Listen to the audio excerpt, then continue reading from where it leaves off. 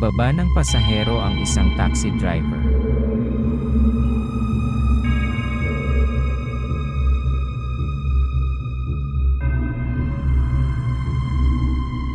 Hindi pa siya nakakalayo nang may pumara sa kanyang babae.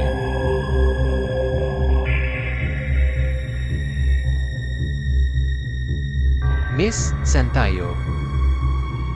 Paglingon ng driver ay nakita niyang parang kakaiba ang suot nito, medyo madumi. Sumagot ang babae.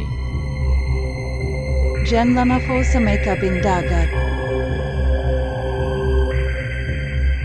Ang tinig niya ay nakapangingilabot pero di iyon masyado ininda ng driver, dahil kailangan niyang kumayod.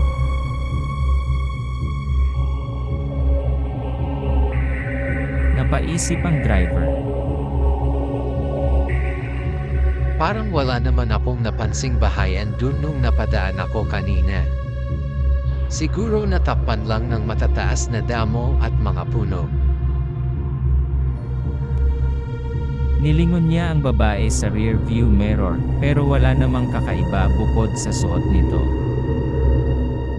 At nung nasa tabing dagat na sila.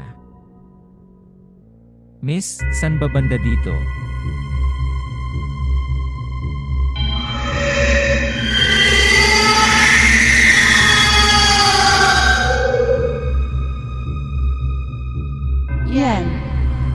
Yan. Diyan ako nari... Lumabas ang babae na patakbo sa tabing dagat at parang usok na naglaho sa paningin ng naninigas at di makakilos na taxi driver.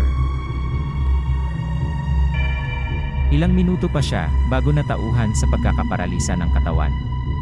Nagmamadali siyang lumapit sa tabing dagat at napansin niya doong nagkalat ang damit ng babae.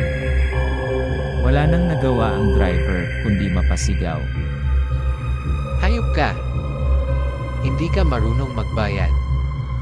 Aanhin ko tong damit mo. Isusuot ko. Hot!